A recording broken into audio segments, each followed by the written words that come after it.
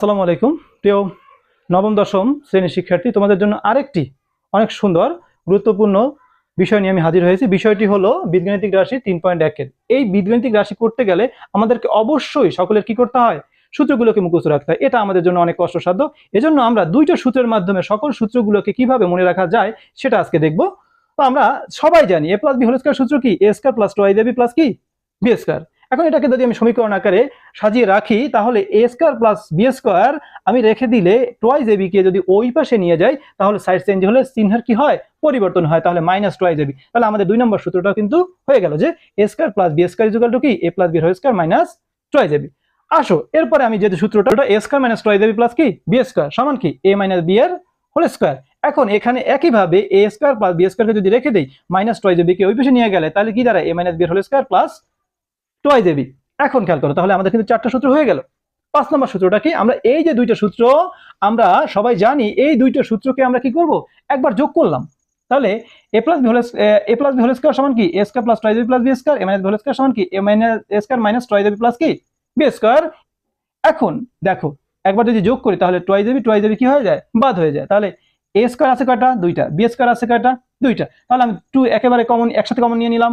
তাহলে a square plus কি b square. তাহলে a + b এর whole square plus a - b এর হোল স্কয়ার। আবার ওই একই সূত্র দুইটাকে আমরা এবার কি করব? মাইনাস করে দিব। তাহলে সব জায়গাটায় এই প্লাস আছে মাইনাস হবে, মাইনাস আছে প্লাস হবে, প্লাস আছে মাইনাস হবে, আর প্লাস আছে কি মাইনাস হবে। দেখো তাহলে এইটা বাদ যায়, এইটা বাদ যায়। তাহলে টুয়াইস ab যদি আমরা পাস করি তাহলে আসে কত? 4ab। তাহলে এখানে দাঁড়ায় কি a + b এর whole square minus a - b এর হোল স্কয়ার। দেখো আমাদের 6 নম্বর সূত্রটাও কিন্তু আমরা পেয়ে গেলাম। এরপর আসো 4টাকে যদি আমি সাইড চেঞ্জ করি তাহলে যেহেতু গুণাকারে আছে এটা ভাগ হয়ে যাবে। এই ভাগটা এটা নিচেও থাকবে, এটা নিচেও থাকবে। এরপরের লাইনে আমরা দেখো 4 যেহেতু একটা বর্গ সংখ্যা সেহেতু আমরা a + b/2 এর হোল স্কয়ার করতে পারি, a - b/2 এর হোল স্কয়ার করতে পারি। তাহলে দেখো আমাদের 7 নম্বর সূত্রটাও কিন্তু হয়ে গেল যে ab কি a + b/2 এর whole square minus a - b/2 এর হোল স্কয়ার। এরপর দেখো আমরা যে 6 নম্বর সূত্রটা পেয়েছি 4ab সমান a + b whole square minus a - b এর হোল স্কয়ার। এই সূত্রটাকে আমরা এখানে লিখলাম।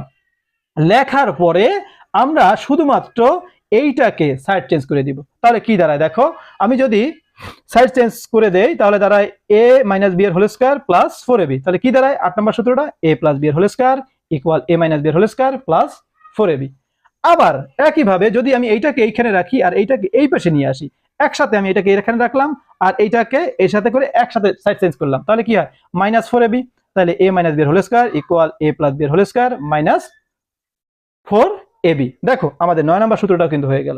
এরপর আসো a + b * a - b। আমরা জানি a + b * a - b সমান a square minus b square. আমরা শুধুমাত্র এটা মনে যদি না রাখতে পারি তাহলে a দ্বারা এইটা দ্বারা এটাকে গুণ করে দিব। তাহলে এটা দ্বারা গুণ করলে a স্কয়ার, এটা দ্বারা গুণ করলে হয় মাইনাস ab, এটা দ্বারা গুণ করলে এটাকে আসে ab, b দ্বারা মাইনাস b কে গুণ করলে আসে কি b স্কয়ার। দেখো ab আর ab এই দুইটা কি হয়ে যায়? প্লাস মাইনাসে বাদ হয়ে যায়। তাহলে থাকে কি a square minus b square.